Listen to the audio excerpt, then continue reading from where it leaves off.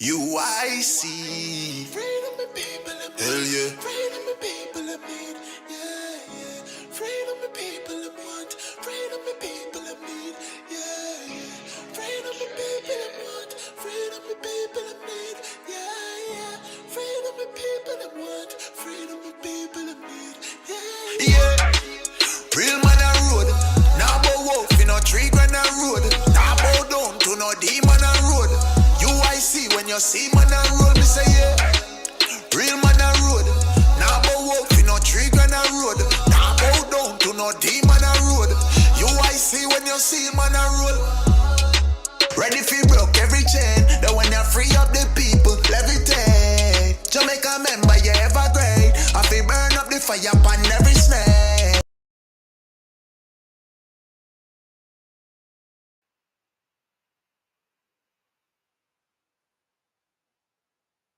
Hey, good evening, everyone, and welcome to another edition of UIC Liberty TV. This is Joseph PATTERSON, here to talk with you about the Workers Unite Rally and Job Exposition. Hope you can hear me clearly. Let me know if you can hear me. Good afternoon, Baba Blue, and good afternoon, Gloria Morris. Good to see you on. Thank you for being here. I hope you're all ready, getting ready to join us on Tuesday, May 31st. If you can, at the Linguanea Club, just next door to Emancipation Park. We're going to have quite the event. So welcome to all of you. If the sound is a bit muffled, I wonder why. Let me see if I can increase the volume here. How is that? Any better? Is that any better? You can't hear me. Any better? Let me know if you can hear me better now. I like that. No retreat, no surrender. Absolutely, absolutely. Is it good now? Much better, said Douglas Harper. Thank you very much. Wonderful. Excellent. Thank you. So now it's working. Yes, so this evening we want to talk about the, what we call it now, the Workers Unite Rally, where we're going to get together with workers from all strata on May 31st at the Linguanea Club, which is just next door to the Emancipation Park. You will see a flyer looking like this going around. Hope you've had a chance to see it. If not, let me know so that we can send it to you, so you can actually share it with your friends and your family and let them know what we're doing on the 31st of May. Welcome, Liddy Williams. Good to see you on, and all Uniters. Carol Spence, good to see you on as well. Yeah, so this is what we have going on right now. We're encouraging our, workers around the country not to just strike, but to protect their rights. So it says, don't strike, protect your rights. If I'm not mistaken, there's actually a little video that goes with this. I'm going to see if I can play that for you. Let me know if you can hear it. The United Independence Congress, in association with all certified and uncertified skilled workers in response to the Prime Minister, commenced on May 31st, 2022 at the Linguanea Club, 9 a.m. to 1 p.m. We're having the Workers Unite Rally and Job Exposition. We're inviting all local skilled workers, all public sector workers, all workers across Jamaica. Don't strike, protect your rights. For more information, call UIC at 1-876-293-0812 and 876-471-6598. One Jamaica, stronger together, change you can trust. The UIC.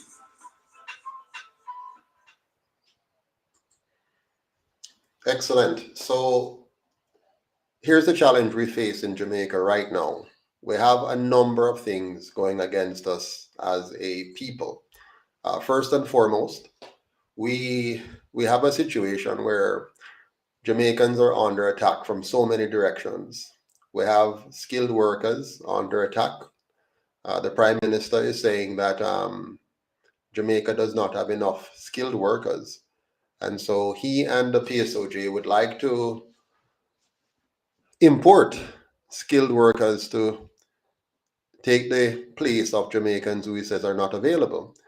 Well, come May 31st, these skilled workers are going to show up at the Linguanea Club, and we're going to register all of those skilled workers, and we're going to send a letter to the Prime Minister under the signature of all of these skilled workers and the many other Jamaicans who are going to be a part of the signing initiative to say, protect our workers, do not seek to displace our workers.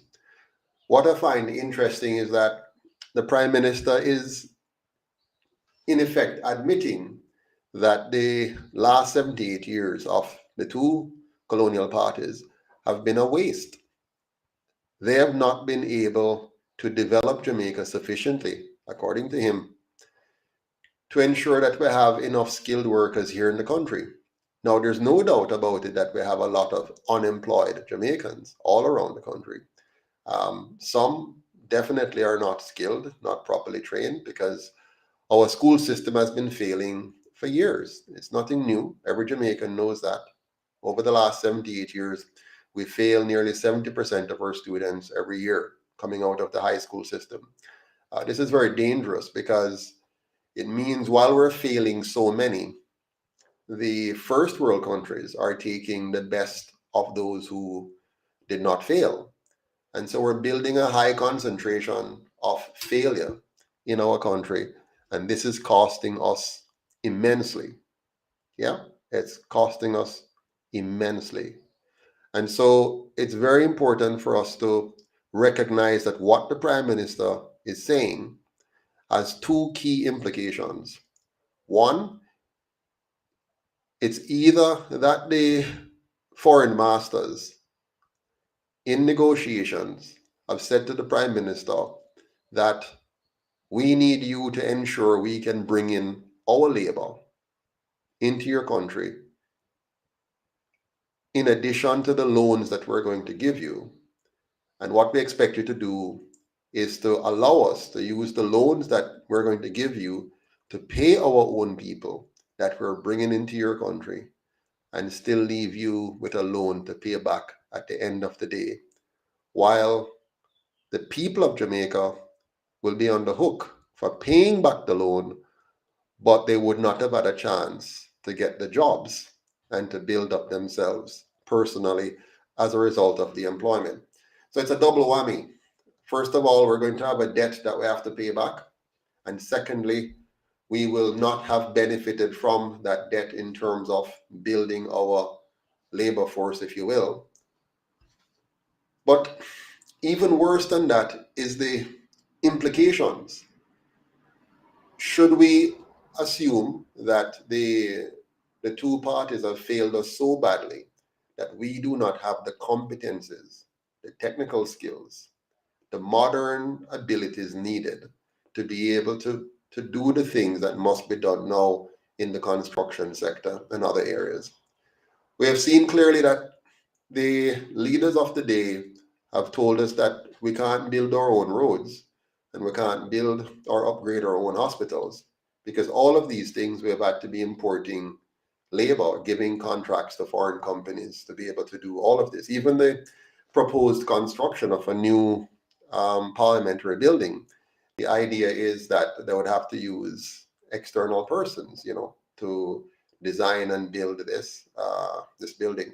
So we have a serious problem here in Jamaica because our government has less and less confidence in the people that they have been producing. Remember, the government controls our education system pretty much 100%. So if we have any lack in our labor markets today, it is a direct reflection of the leadership of those who have been in charge of our government for so many years. And so it's very important that we lay the blame where it should be laid and that we ask ourselves the question, how much longer can we afford to have these persons, these organizations running our government? The next thing we have to look at are public sector workers. What is the issue here? For years, we've been hearing about public sector reform. We've been told that they need to reform the public sector, they need to reform the public sector. But at the end of the day, this public sector reflects the leadership, the competencies or lack thereof of those who have shaped our public sector. Right now, they're being told by the money lenders, the multinational lenders, that their public sector wage bill is too big as a percentage of GDP. And so they're required by their foreign masters to bring down the public sector wage relative to GDP. Now, there are two ways for you to do this. You either cut the pay of those that are currently employed, or you shrink the size of the public sector so you have less people to pay. What the finance minister is now doing on behalf of Andrew Holness and the rest of the administration is to come up with some fanciful arguments about modernizing the wage package.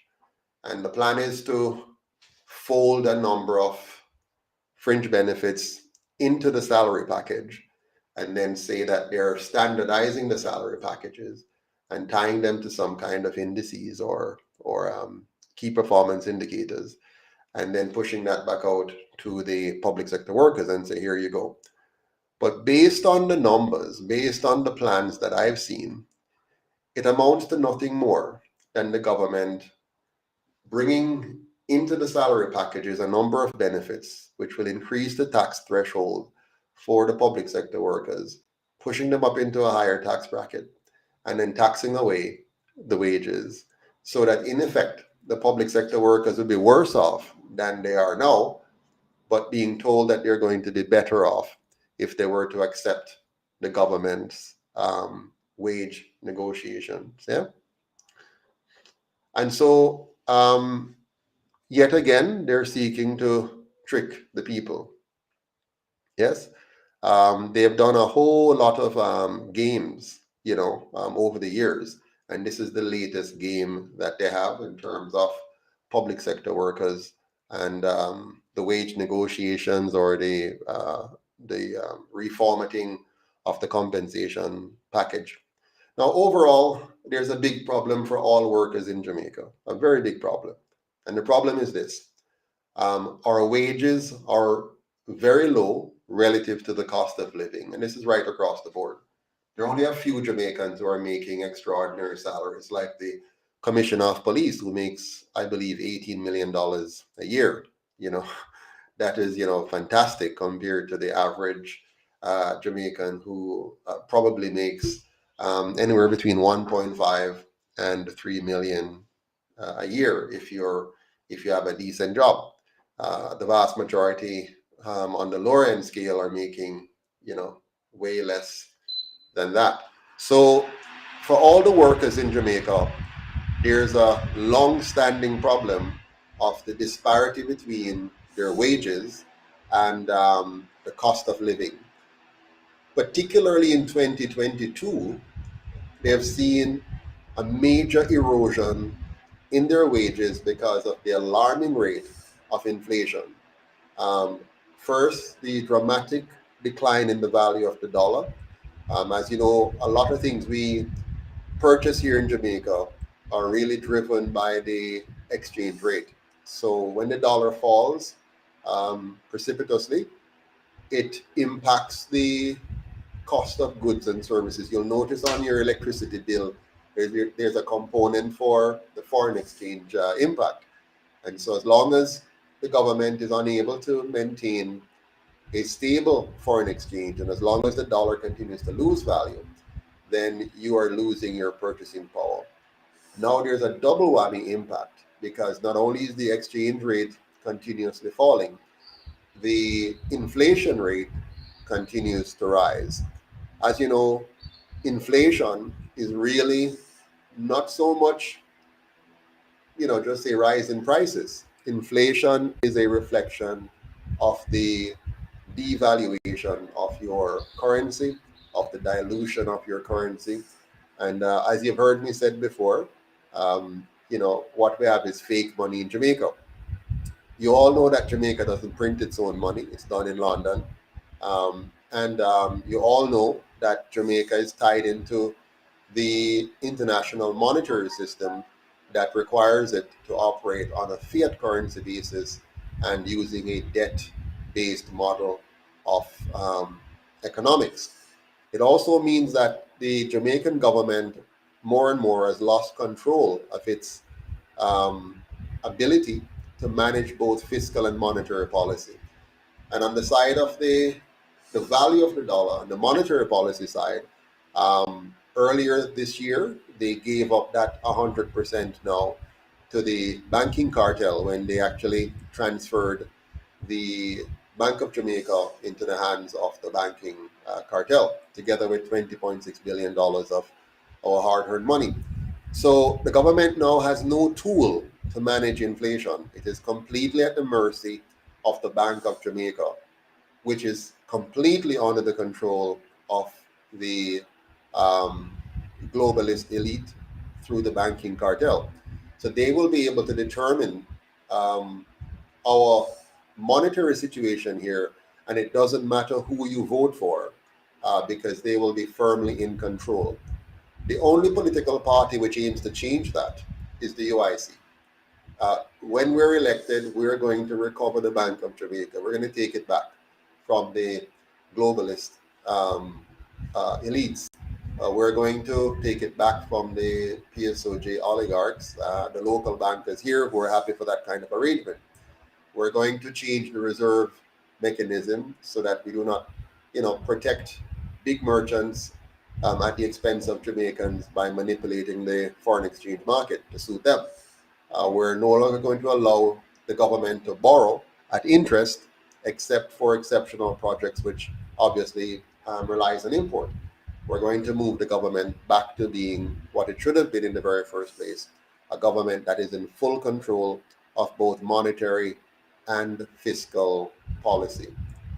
Um, I see a question here from Africa Newbie, or comment maybe. It says, irrespective of what revision these two parties are doing, it will not work as the framework and blueprint for both parties have been established. Correct, Africa, you understand 100%. So everything you see them doing now is really just a game or a gimmick. The government has no interest, no incentives to do what is good for the Jamaican people. It is 100% bought and sold to the PSOJ oligarchs and the globalist elites. Why is only two company control a chicken business in Jamaica? No one else can import fertilized eggs, says Threes Chicken. There you go.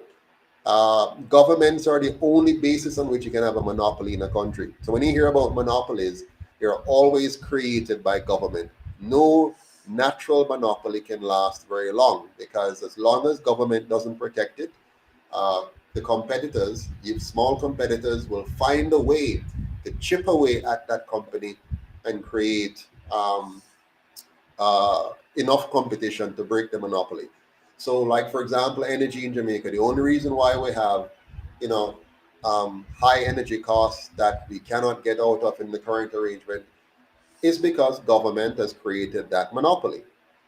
And the only way for us to get out of that monopoly is to get rid of the two colonial parties, elect the UIC, so we can destroy the monopoly, open the economy, and allow ordinary Jamaicans to become energy producers and to sell energy to the grid using different methods of energy harvesting, and the government owning the distribution grid, like on a non-profit basis, so that you can have low-cost energy to build your manufacturing concern and to expand Jamaica's ability to create, produce, and export around the world.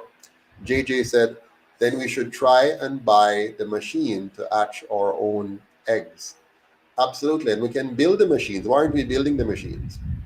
The reason we're not building the machines is because we do not have an education system which is designed to make us innovators, creators, developers. Instead, our education model is there for us to become mere workers, laborers, and consumers. Welcome, Scotty. Good to see you on. Peace and blessings to you as well.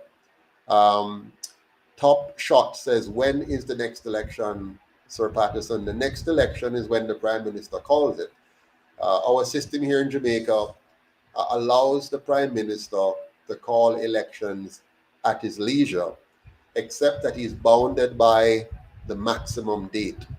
So the maximum date for the next election is codified in statute based on the last election. It's a 5-year period, but he can call it whenever he wills within that 5-year period. And normally it's called within the 4-year mark, like was done last year. Yeah. Douglas Harper said, could you explain in a little further how the public sector reform will affect the public sector workers? Sure, Douglas Harper. The public sector reform that is currently being undertaken by the government is simply a exercise in trickery. The goal, the top goal is already determined by the colonial masters. They say bring the wage bill of the public sector down to a percentage that they have dictated of total GDP. So the government's job now, as dictated by their foreign master, is to bring that wage bill to the percentage that the um, foreign masters have dictated. So at the end of the day, that's really all that's being done. Uh, Put aside all the other gimmicks, all the other sweet talk, and all the other stuff that they're saying. The bottom line is that the goal is to bring the wage bill down to a stated percentage of GDP to meet the demands of the foreign masters. The government now must figure out, how do I trick the people in getting to that number to satisfy my foreign masters so that they'll give me more loans to continue to exist while the Jamaican people languish and gradually dies at various levels. Question or blessings, purpose-driven vibes. Yes. Howard Foster, good to see you on. Mitzi says, I'm so tired of all the SHIT that is happening all over the world. Mitzi, believe me, I share your pain. But what a beautiful thing it would be if we here in Jamaica were to lead the world in stamping out the globalist agenda here and taking over our country and freeing our people and making Jamaica the freest country on the planet.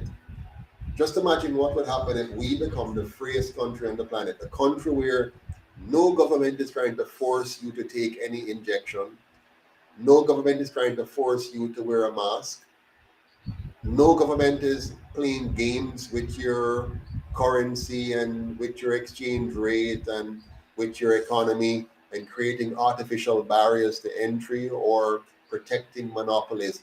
A truly free and fair market country. Just imagine if we were to be that one country, you know what would happen? Not only would we do very, very well and prosper phenomenally from the bottom up, but many bright and brilliant people from around the world will want to move to Jamaica.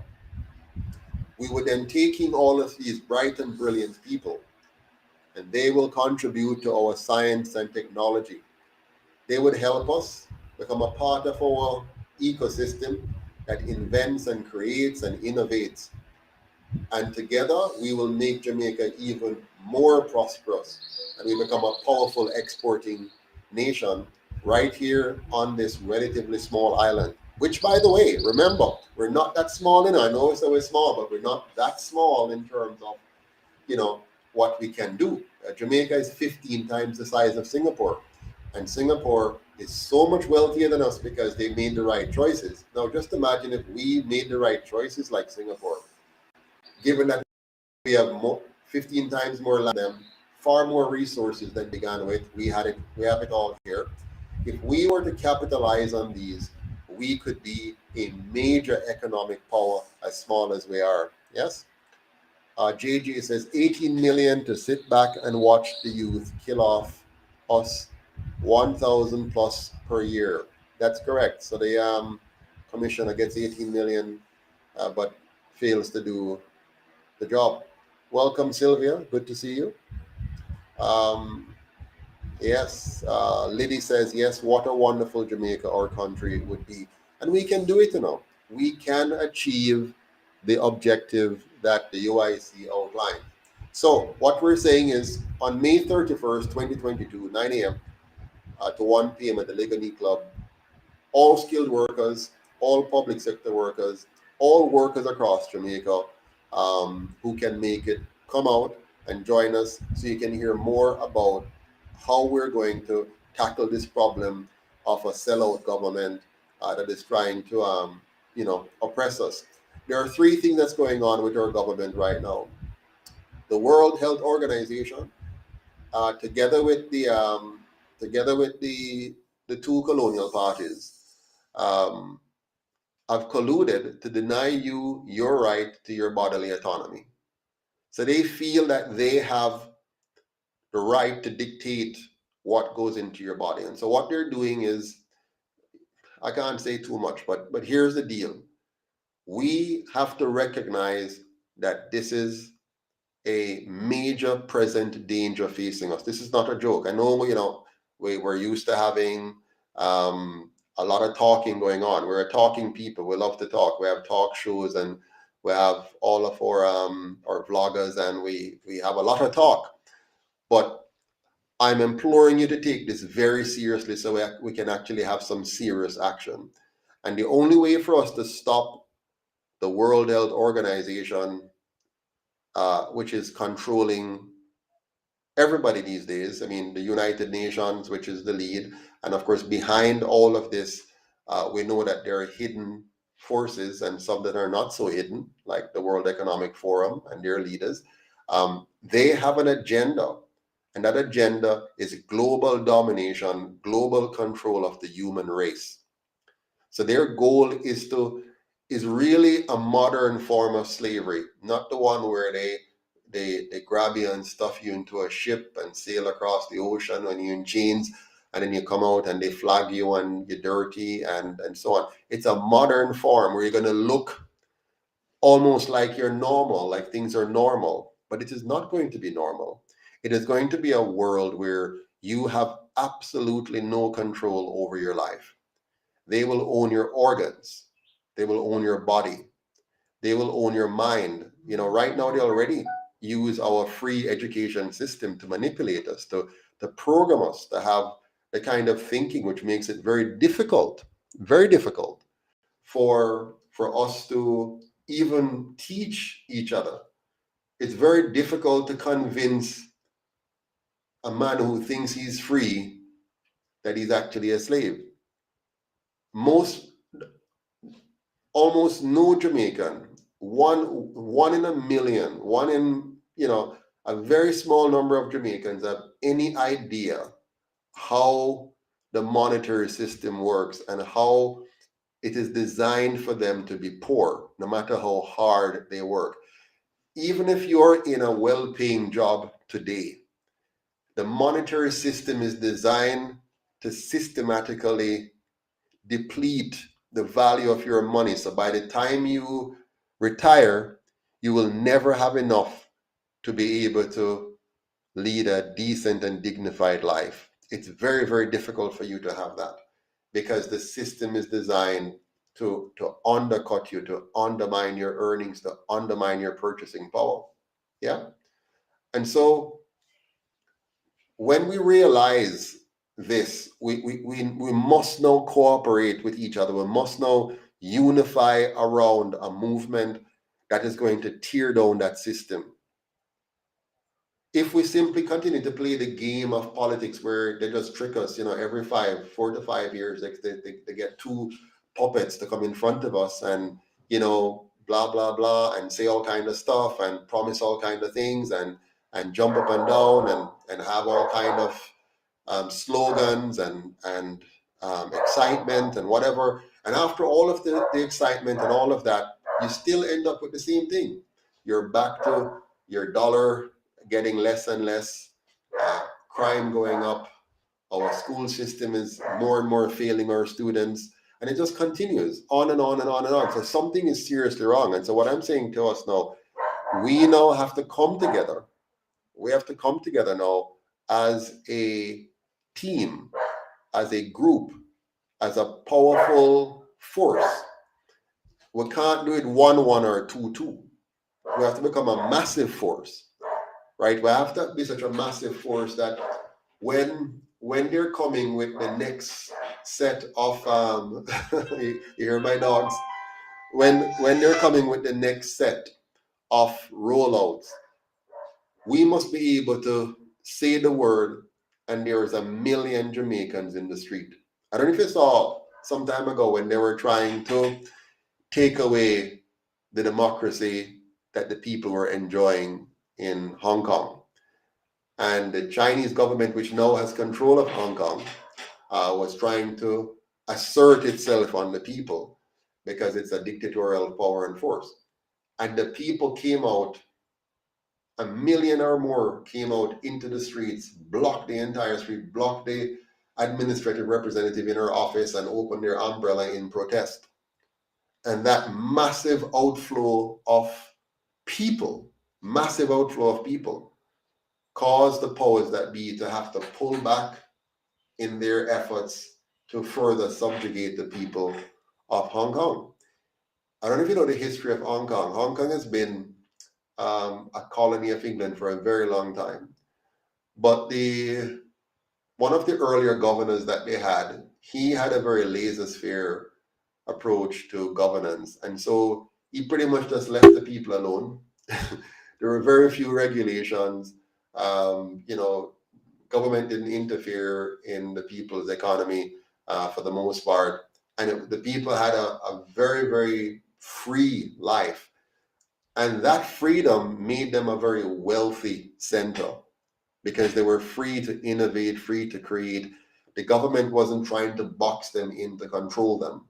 And so the people blossom and so on. That made Hong Kong a very powerful economic bloc. So when it reverted back to China after the lease period was up with England, the people were now used to this freedom and didn't take kindly to China coming in and seeking to take away their freedom. Now, of course, the people were no match for a full-on war with China. If they were to have a real, war where it's going to be guns and they're going to go clash, the Chinese government could easily crush them, blow them out of the way. But there'd be some serious international fallout with that. So the Chinese government has to be careful. But the people of Hong Kong did not take it lying down. They did not just allow the government to do whatever they want with them. And during the last 2 years, as you saw the various pandemic restrictions that were imposed, if you notice in many European countries, those people love freedom very much. Here in Jamaica, we were a little different. The UIC led the biggest march that we saw, about 500 people on September 22nd, where they arrested me and so on. But the Jamaican people did protest as well, even though they didn't come out in numbers. One of the things they did was to just not take the injection. And so at the end of the day, the UIC's effort motivated the people to stand firm. I mean, it was limited to about 15-20% of the people that they were able to coerce and bribe into taking the injection. But the government then backed off. They locked me up to intimidate me and so on. They're dragging me through the courts to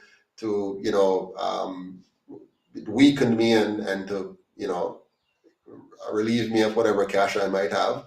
And so they're trying that, and they put the Supreme Court date way out into 2024. So it's a strategy with the next election. So I'm still in court and so on. So they're trying everything. They're doing all they can. But they also strategically went through through the employers. So they use the employers now to be the ones to force the injection on people by saying, you can't come to work, or you have to take expensive, useless PCR tests. If you don't do that, you can't come to work. And, everybody want their job. Jamaica is already difficult. So they're using our poverty against us. Yeah.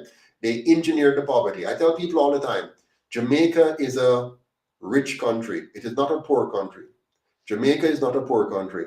It is a poorly run country that is designed to make a few rich at the expense of the majority. And so having done that, having crippled the Jamaican people with poverty, they were now able to use that crippled state of most Jamaicans against them by saying you're going to lose your job unless you take the injection.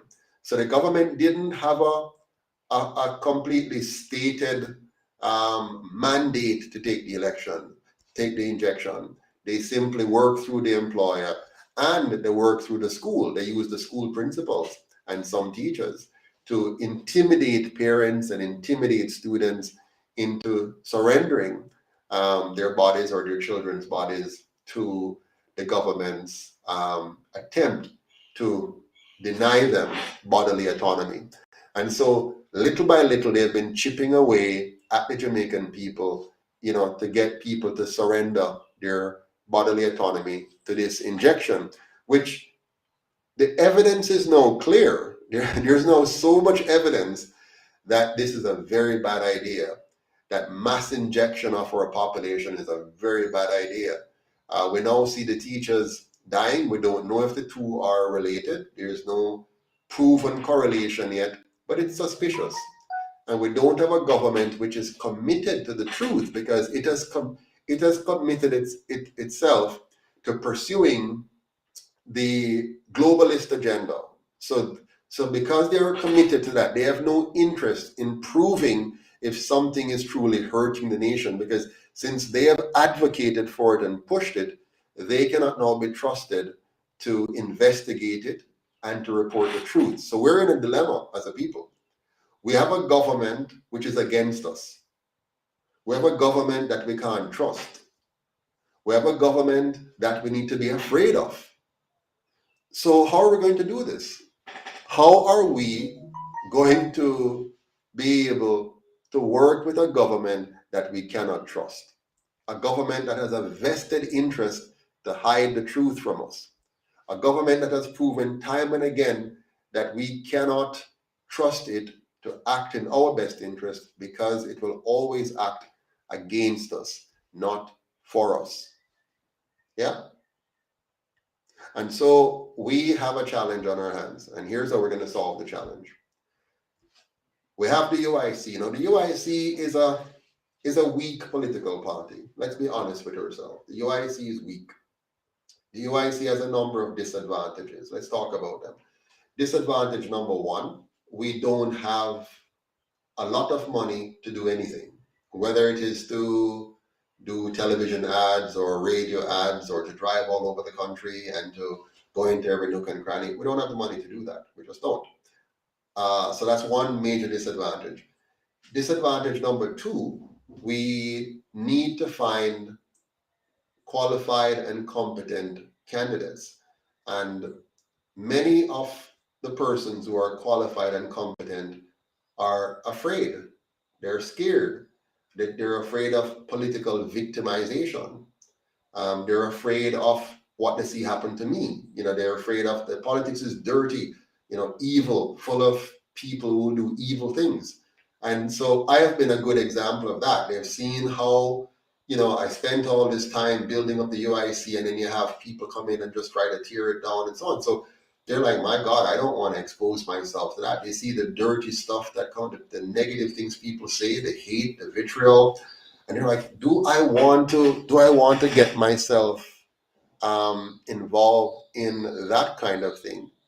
Now, you have to be really patriotic, eh? You have to be really patriotic to do this, because persons who are in politics for the gains that can come when you have state power, they're going to join the other two parties, because that's where you have the greatest chance of quickly accessing state power.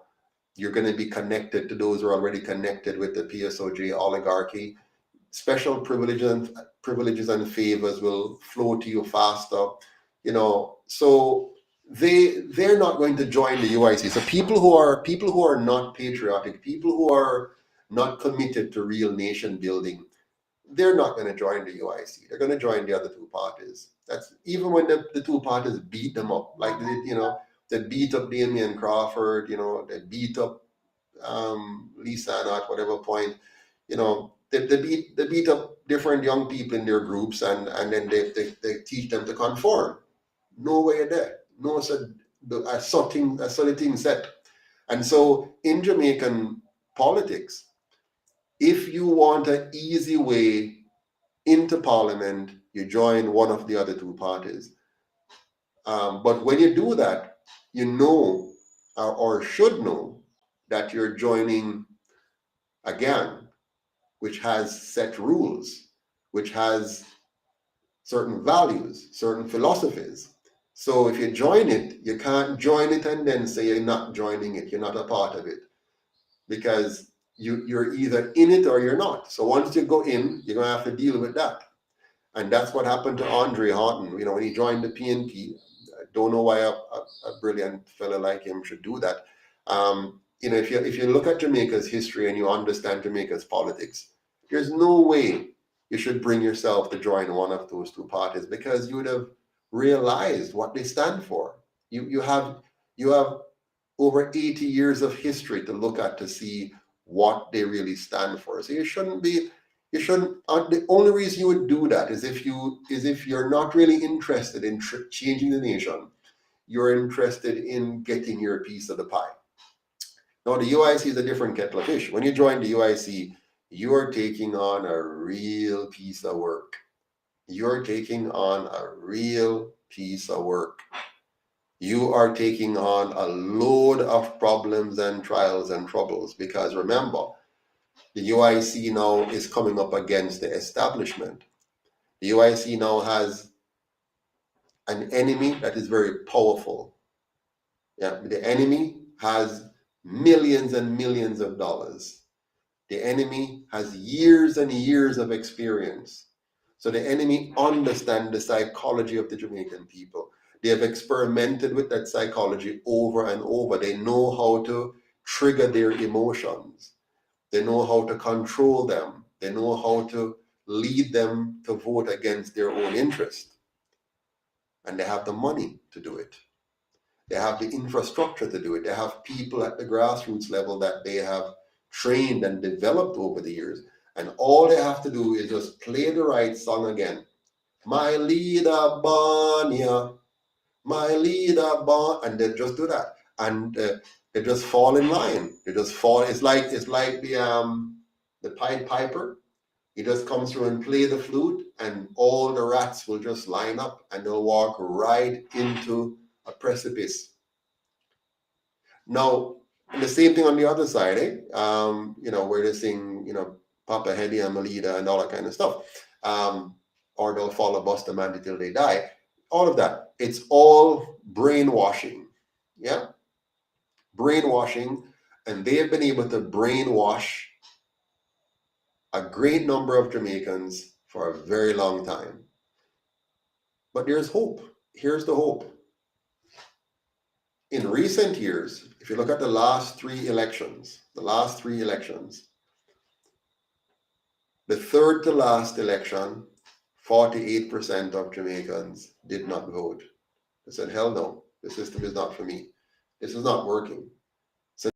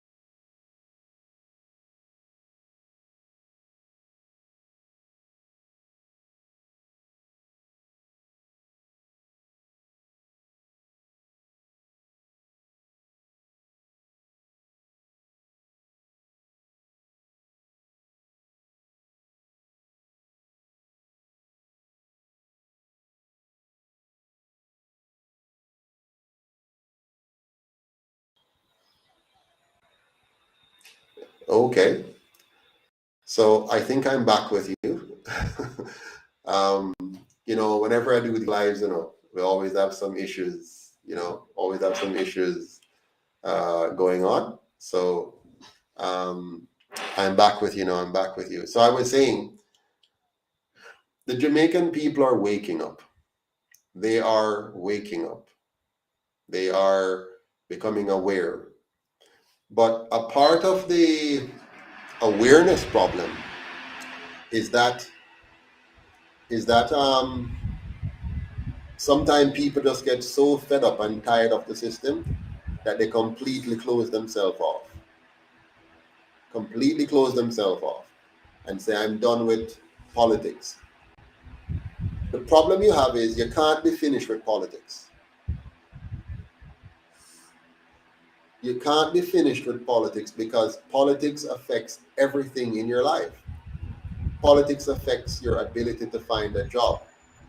It affects the price of that job, your wages. It affects how clean and secure and orderly your society is. It affects the quality of the school that you send your child to. It affects the healthcare system.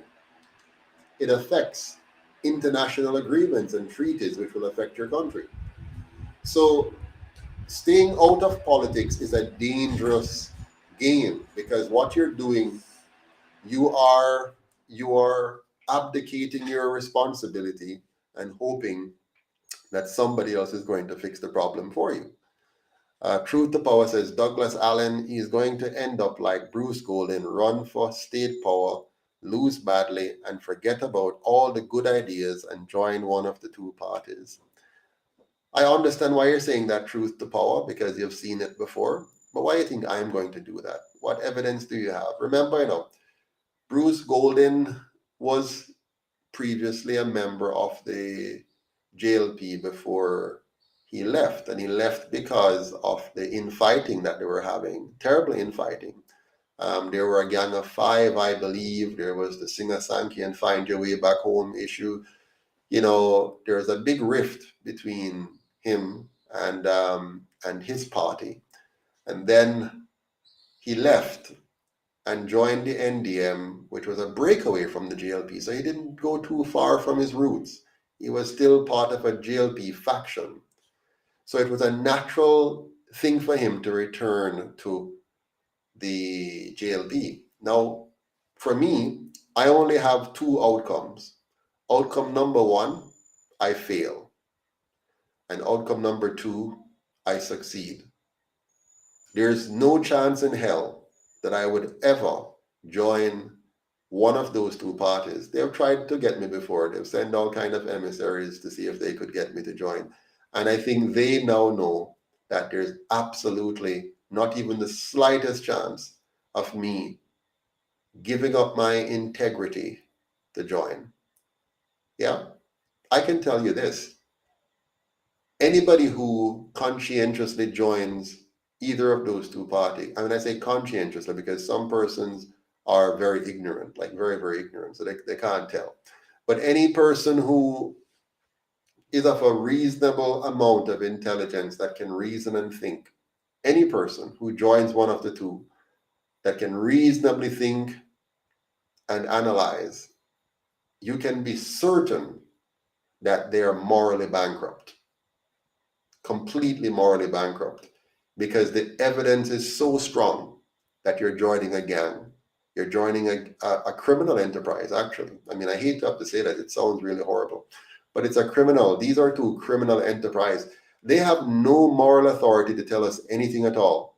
No moral authority to talk about murders or guns or crimes or scamming or corruption. They have no moral authority. I mean, no sane or sensible Jamaican should want to listen to them on any topic at all because they lack integrity. They lack the basis that anyone would want to consider them a source of goodness, truthfulness, honesty. They're just far from it. They're fully compromised. But let me see if I can take a few more comments here. Look like the chat is going away really fast. What did I miss there? Somebody says, Mitzi says, I don't see Mr. Patterson doing that, gentlemen. That's quite true, Mitzi. And Truth to Power says, Douglas Allen, yes, you do not have to enter Parliament to make a difference if that is what you set out to do. Well, here's the truth, my friend. While you don't have to enter politics to make a difference, the kind of difference Jamaica needs is political. So, for example, you can set out to start a non-profit and do your non-profit thing, but Jamaica will remain broken. You can start a fundraising drive and help one or two persons, but Jamaica will remain broken. If we want to fix Jamaica, we have to come to the understanding that it's a political problem and can only be fixed by a political solution. That's why I've spent the time and energy on it. I could have spent my time just, starting a charity, doing nice things, getting applaud from everyone for, raising money and helping one person here, helping one person there. Very nice. But I know that we're not going to get to the Jamaica that we need to get to by doing that. We've already gone 78 years doing it the wrong way. If we continue, it's going to be 200 years, and it's going to be a very ugly country when you see it in the future. Yeah. So Douglas Allen says, truth to power. However, if there is no visible nucleus that forms where and when people need them, there'll be nothing to coalesce around. This is a natural system of organization in nature. Okay. So we're having a conversation going here. Let us have the conversation together now. I want to understand the question that is going on. Lady said it may sound horrible, but it's true. And Andrew Carey said it's true. I guess they're commenting on when I said that the two parties are criminal enterprises. And it's just the truth. It's the raw facts. We may not like it, but it is true. So as I was saying earlier, I was kind of making a comment in between the main discussion. So I talked earlier about the World Health Organization and the two colonial parties colluding to deny you your right to your bodily autonomy. The two colonial parties have also colluded with the PSOJ Oligarchy to replace many of us with foreign workers. And that's a big, big danger there.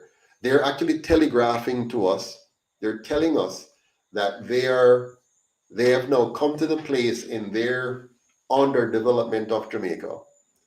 They have come to the place in their destruction of Jamaica where they're telegraphing to us that now we must sit back and relax because they're going to have to bring in foreign workers, so-called skilled workers, to replace us because we are too dunce. We're not skilled enough. Yeah? We're not skilled enough, so they're going to bring in skilled workers to replace us. Now, this is very, very dangerous. And they're telling us up front. What they didn't tell us enough is that they have created a problem, and the fix to that problem is just to discard us. Yeah, push us to the side and bring in people to fill the gap that they have created or are being forced to create.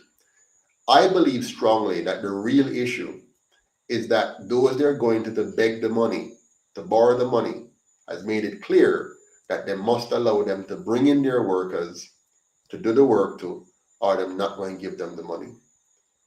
And the Prime Minister is lying to us and talking about there's a skilled labor gap, instead of telling us the truth, that what he's doing is honoring his colonial masters' dictates that for him to get the so-called investment to come into Jamaica, he has to allow them to increase their quota of foreign workers here.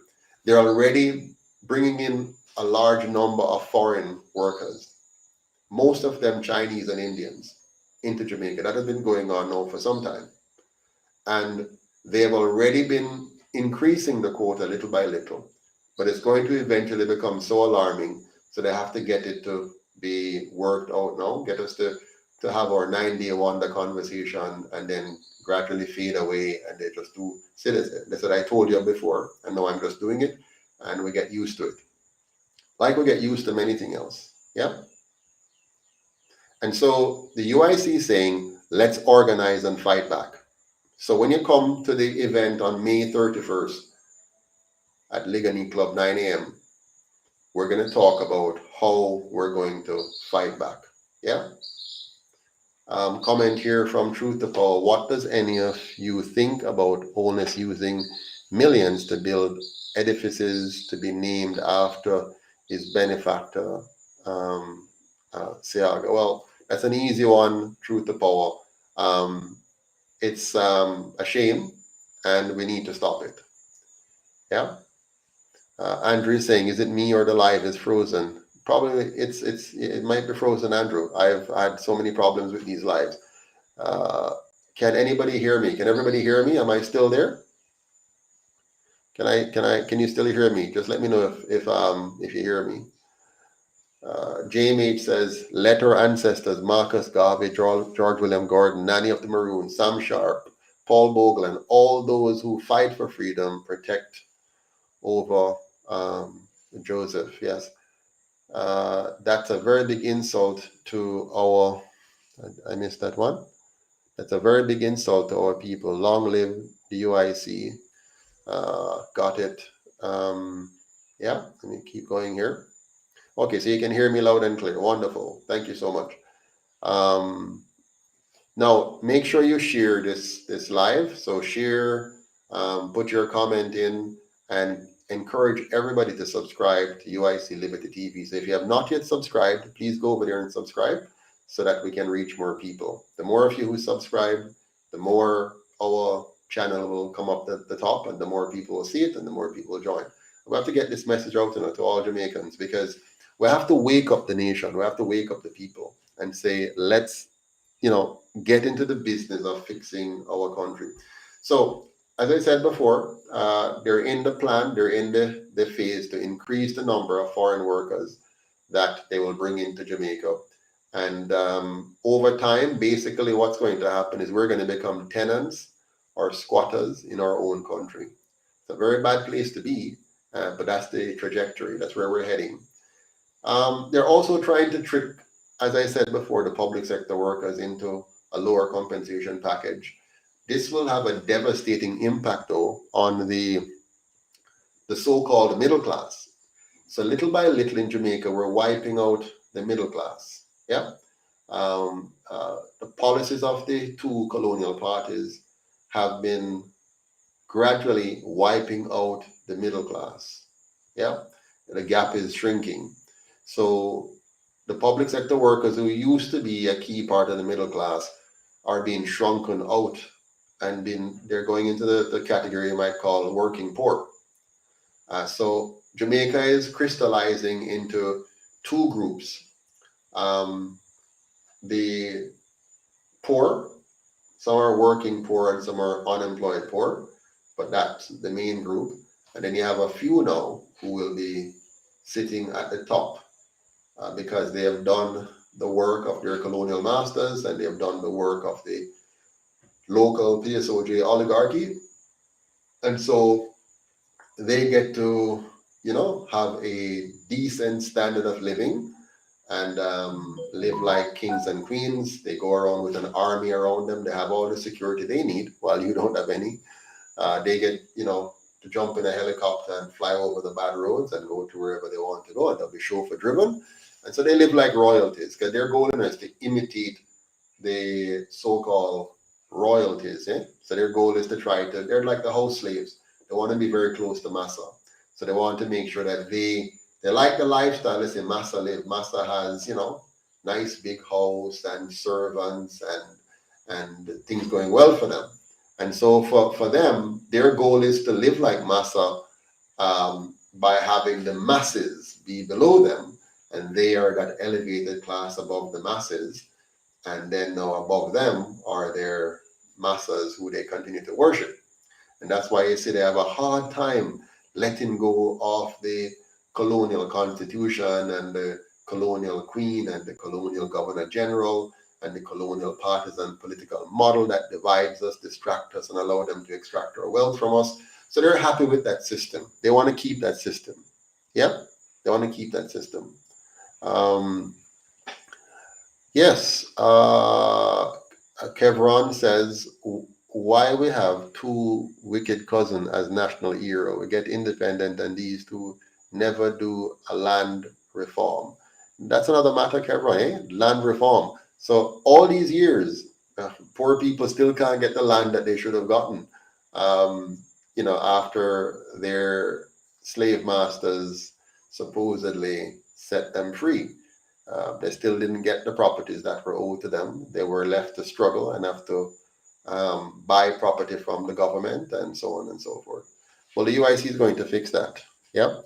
So Liddy says soon there'll be only rich and poor, two groups. In fact, we're very on the threshold of that right now as I speak. Yeah, we're very close to that at the moment. So after 78 years of failure to create a safe, clean, and orderly country, they're yet again playing the game of division, distraction, and extraction.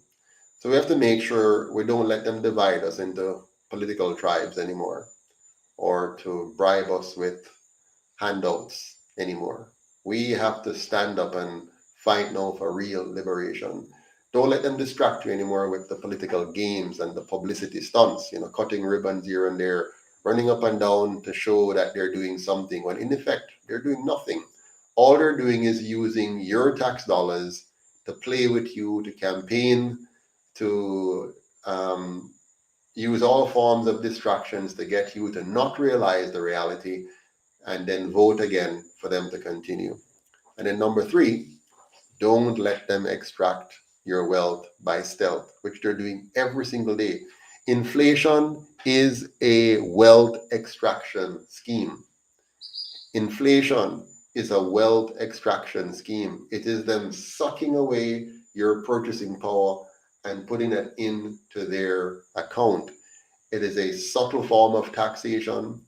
It is debilitating. I mean, for example, they just gave you a minimum wage of $9,000. You know that you're actually earning less than what you were making when the minimum wage was $7,000. So, it's a complete trick, right? That's why I want to get rid of the minimum wage, because it masks the reality.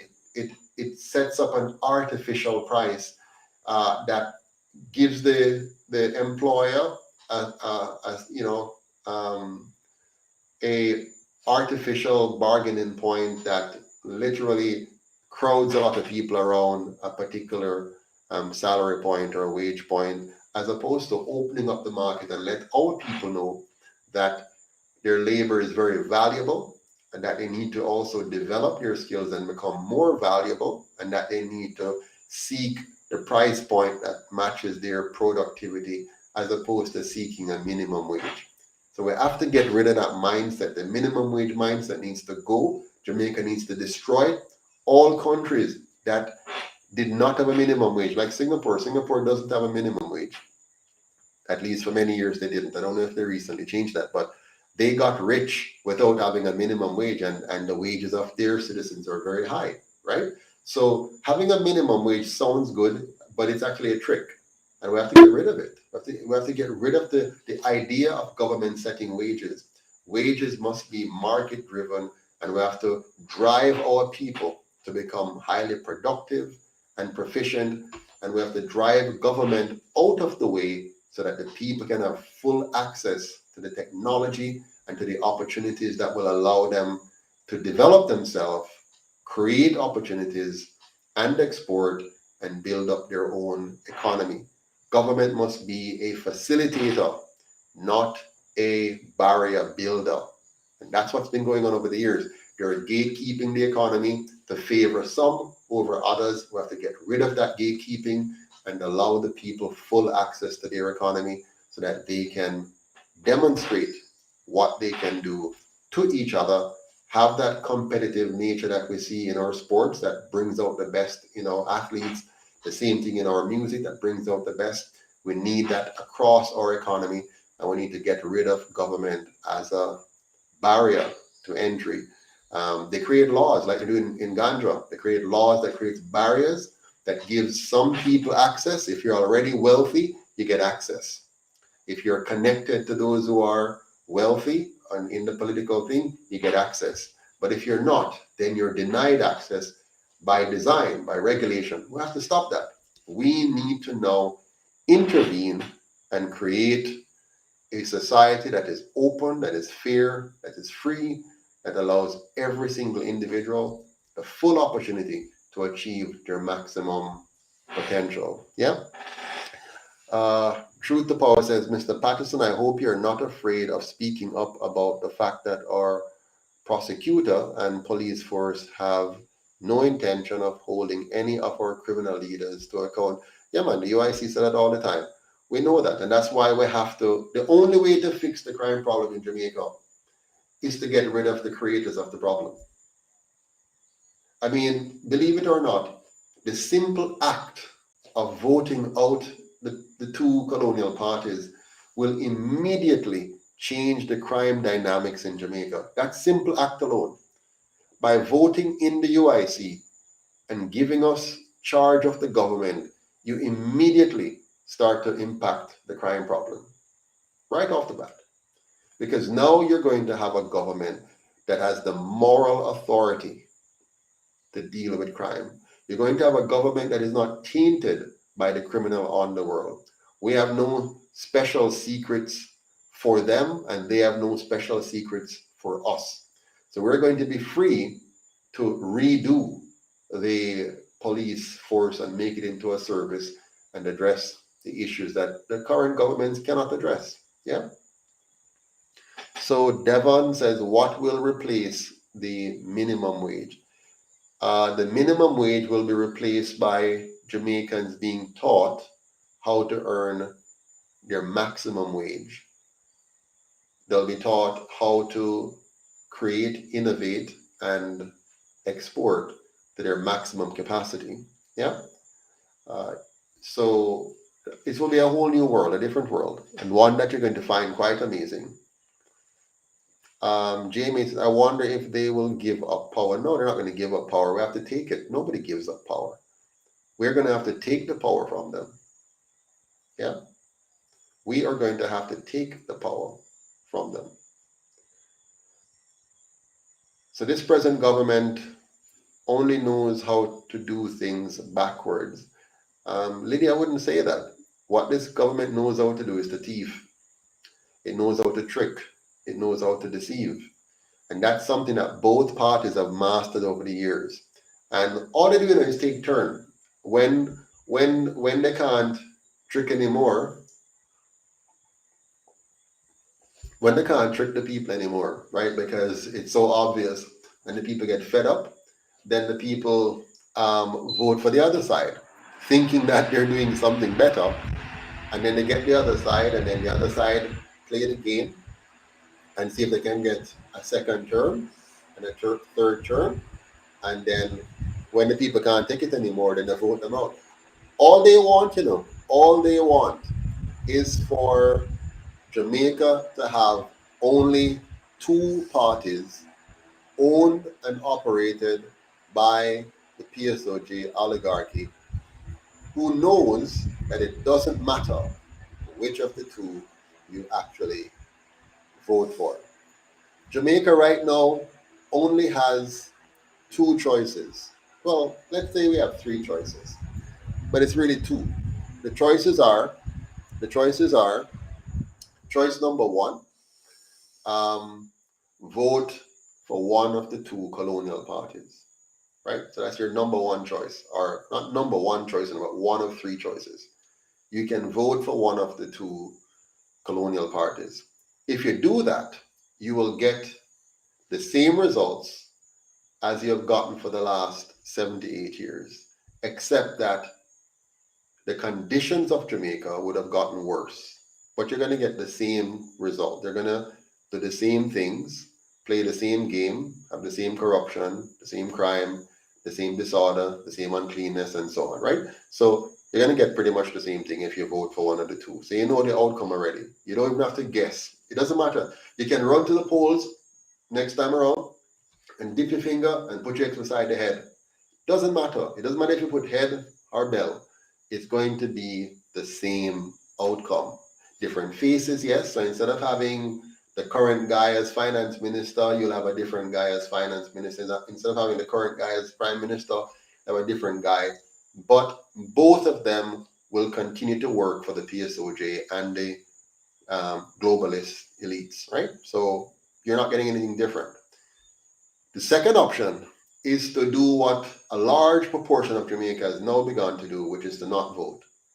Okay, not voting doesn't change anything. Not voting means that those who do vote will pick for you. And they will generally pick one of the other two because they are die-hearted. They're foolishly die-hearted. They are blinded by something that is nonsensical. You can't really understand it. Yeah. So option one, you vote for one of the two, you get the same thing. Option two, you don't vote, you get the same thing. Okay.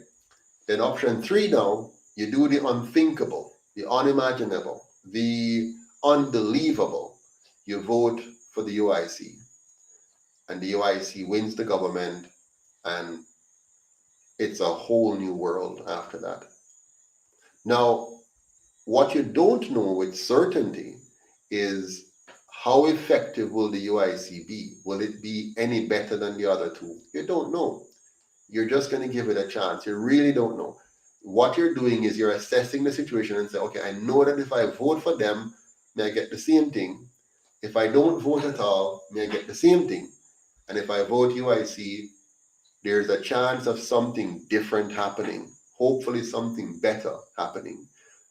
But that is the option before you.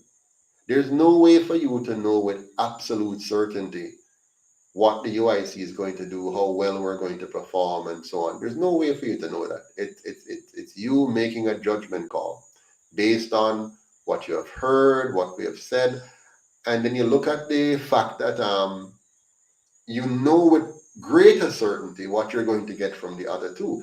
You've already gone through the experience, between your great grandparents, your grandparents, and you know, you've seen over time that the idea of hoping that now the leader for the party going to do something different, or the one you're going to do something different, we've gone through that enough cycles now. We've gone through 78 years of those cycles. The first election in 1944, the GLP was elected, Bustamante. Then he got a second term. Then the people said, that now work. And they went to Michael Manley. They went to Norman Manley, and they gave him 2 terms, and that now work. And then they went back to the green side and tried again, 2 more terms, that now work. And then they come back over again to the orange side, tried again, that now work. And they go back and forth like that. Occasionally they give one a little longer stretch like they did, and they got 18.5 years. And my God, what a massive failure that was. That 18.5 years was more destructive than the previous 18 years. But the truth be told, though, it's now even keel in terms of the level of destruction, and I'll tell you why. If you look on the what happened with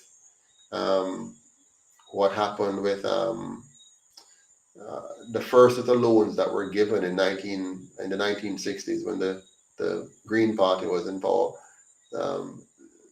a lot of stealing. They stole practically half the money that was supposed to build schools. So we had less schools than we borrowed monies to build, and therefore we had overcrowding, we have shift systems, and all of that, which had tremendous impact for years to come.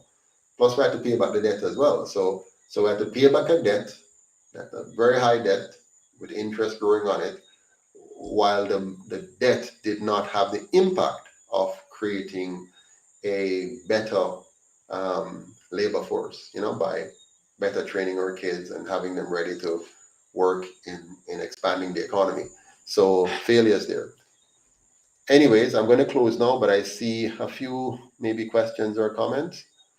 Where are we now? Okay, what we have here. Devon says, what about people who work in supermarket and places like that? What do you mean, Devon? What about them? They're going to be, they're employees like everyone else, so they will be paid according to their productivity levels. Cool Guy says, Mr. Patterson, is there a timeline for which we should send the $25? I wish there is, so you can get it in a lump sum. Okay, yes, Cool Guy. The timeline is from the time we started this. We're looking. In fact, it's perpetuity, but you can just send it for a year. Just send us a year. A year's worth 12 months. If that works for you. Our goal is we'll need it as long as we need it to build a party and to win the next election, right? So from now until 2024 would be good. But if you want to send 1 year at a time, that's fine. We really appreciate that. Thank you for asking, though. You are so true, Mr. Patterson, says Maisie Miller. Thank you, Maisie. I'm not too sure what you're talking about, though, what particular thing, but I said lots of stuff. So maybe, in fact, all of them is true, I think. Both of them work together. Absolutely. True to the power, we would need 3 offices. Office. Uh, okay, can't read that clearly. Douglas Allen is having his own little conversation here. He says, I disagree on the choices being presented. Oh, it's for me. I don't think any political party can save the people from the upcoming tyranny of the JLP and Andrew if they win the upcoming elections. Really? What do you mean by that? If Andrew wins the upcoming elections, then that's going to be disastrous for Jamaica. Yes. So if that's what you mean, I agree with you for sure. That's a serious problem. We have to make sure he doesn't win. And if the PNP wins, then it changes nothing because they're just going to carry out the same objective.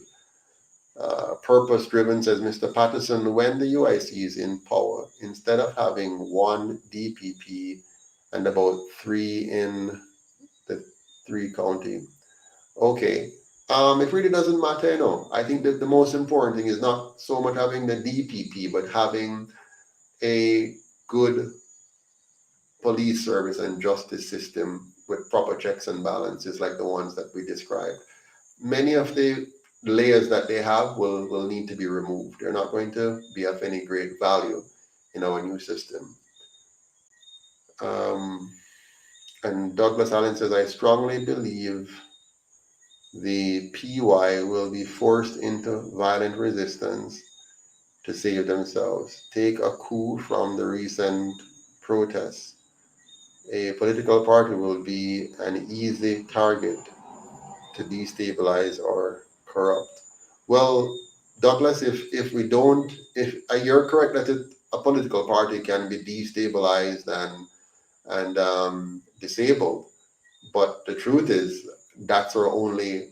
The current model doesn't allow us any other peaceful option. Yeah. So so we have to have a peaceful option, and that's what I'm trying to steer us towards. Um, you speak of Singapore, but the ethnic majority were never at the bottom. Jamaica's greatest problem is that our ethnic majority is totally um, diminutive, a tiny minority. Okay, well, Singapore, the ethnic majority was at the bottom. In fact, everybody was at the bottom. Most of Singapore is at the bottom. There's only a few that were at the top, like Jamaica. Uh, again, we share many similarities. There are always differences, when you have different, but look at the bigger picture. It's the bigger picture, which is governance, good governance versus bad, effective governance versus weak, good leadership versus poor. Singapore had, some really good leaders and made some good choices. A lot of people always say is the all of them had the said thing, but they haven't experienced the UIC before to say that. Same song, JMH. Well said. Uh, and Douglas Allen again says, I strongly believe the people will be forced into violent resistance to save themselves. Okay, got that. Okay, see a few comments here. Mr. President, my brother live in Maryland. He work from home. Now you want to join, but you would want to run for MP. Run for MP. What you don't want to give up a citizenship. How that work? All right. Maurice, I couldn't understand exactly what you're saying, but I think I get the gist. Now, if your brother is living in Maryland, if he is not a citizen of the U.S. and retains his Jamaican citizenship, and he comes back to Jamaica and is domiciled for 12 months or more before the next election, then he'll be able to run as a member of parliament. If he has taken on U.S. citizenship, then he won't be able to run unless he gives up the U.S. citizenship. If he's a Canadian citizen or a citizen of any other Commonwealth country, then he's able to run, again, if he's here for 12 months prior to the election. All right. Okay, got you. So, all right. How are you, Mr. Patterson and the UIC members? Says Lion Rule. We're doing fine, Lion Rule. But just to remind everyone that we are meeting on Tuesday. So tell all your family and your friends that we're meeting on Tuesday, Linguanea Club, next door to Emancipation Park, May 31st. And they're to come out for the, what you call it now? This thing here. Can you see it? Let me see if I can play it again. It's a little wobbly at the moment. Let's see. Can I get it to play? Let's see if I can get it to play. I will try. There we go. The United Independence Congress, in association with all certified and uncertified skilled workers in response to the Prime Minister, commenced on May 31st, 2022 at the Linguanea Club, 9 a.m. to 1 p.m. We're having the Workers Unite Rally and Job Exposition. We're inviting all local skilled workers, all public sector workers, all workers across Jamaica. Don't strike, protect your rights. For more information, call UIC at 1-876-293-0812 and 876-471-6598. One Jamaica, stronger together, change you can trust. The UIC. Great. So again, I hope all of you who can will come out on May 31st, 9 a.m. at the Linguanea Club for our Workers Unite Rally and the Job Exposition. There will be a number of speakers. I believe Queen Ifrica will be on stage, Peter Chambers, Donovan Moore, our wonderful chairman, Mr. Winston Wright, our Education Shadow Minister, Mr. Chase Neal, and a number of others will be there. Douglas Allen, I'm running out of time now to talk about Sri Lanka. So next time we'll talk about Sri Lanka and what they're going through. What I can tell you is that Jamaica is not far behind them in a number of ways. But hopefully we don't get that far down the road. But thank you all again for being on with me tonight. It's a pleasure. I look forward to having a chat with you again very soon. Until then, one Jamaica, stronger together. The UIC is the change that you can trust. Take care, have a good night, and see you soon.